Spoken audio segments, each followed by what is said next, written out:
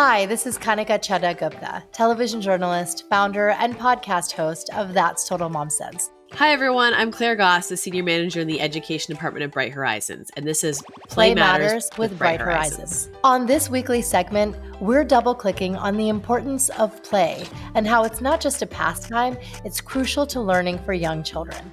I'm here to clear up your misconceptions about play and learning. We're going to talk about the benefits of play, the different types of play, how to encourage play even when your child says, I'm bored. So grab a notebook, the Notes app on your phone, or take some mental notes on today's takeaways and share them with your friends. Listen in because play matters. Today, we're going to be talking about exploring the world of play, but it's important that we grasp it from the beginning. Claire, can you tell us what is play? You probably know play when you see it as a parent. It might not surprise you to hear that child development researchers have actually figured out how to categorize different types of play. So there are a lot of different types. The most common ones are free play, which is that child-directed play. That's when you see kids doing something really fun, something that's meaningful to them. It might be active, it might be socially interactive. And the key with free play is that there's not really an extrinsic goal, right? There's not like something they're trying to necessarily accomplish. They're just playing around. Sometimes it's make-believe or pretend play. Sometimes it's self-organized with other children. So that's free play. And then guided play is also really interactive and meaningful for kids, but it's a little bit more planned. That is, like, the environment that the children are in is a little bit more structured, and there's probably an adult there that's kind of facilitating the learning. So that looks like you getting out animal figurines and Play-Doh and paper and markers and setting up an activity for your child. That's more, but there's no clear one set way to do whatever you want to do with those materials, but you've set up a learning environment for your child. When our 3 kids started daycare, we learned about parallel play. I found this to be so interesting. So infants and toddlers are not really quick to interact with kids their age. They just want to play side by side. Can you explain why? Yeah, absolutely. So parallel play is another type of play that researchers have categorized. And it's important to know that infants and young toddlers are very self-focused for a long time. Probably doesn't surprise me to hear as a parent. And there's a real developmental reason for that. They have to focus on themselves to learn everything about everything, right? So they are constantly focusing on their own actions, struggling to make their own first words, struggling to take that first step. And when it comes to play, they're really not ready yet to be collaborating and communicating with another child their age, right? Those are pretty complex skills. So what happens when we have infants and young toddlers at so-called play dates? I like to think of them as play dates for the adults more than the kids, but you have an infant or young toddler parallel playing. So they're sitting in the same room.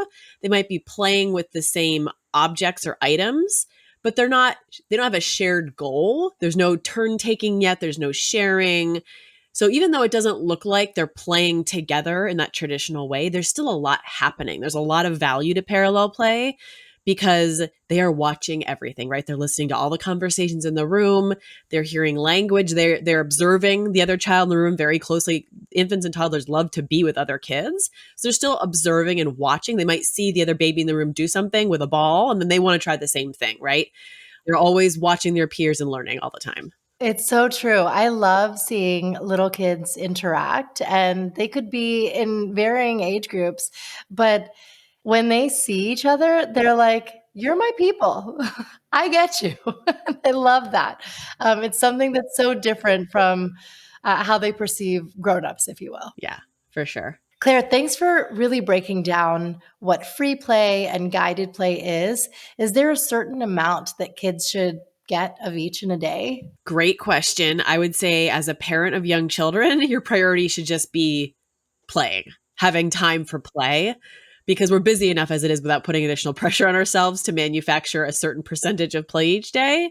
That said, if your child's in a high quality early care and education program, they're probably taking care of a lot of the guided play for you, right? They're setting up really rich, wonderful opportunities for curiosity and play for your child all day long.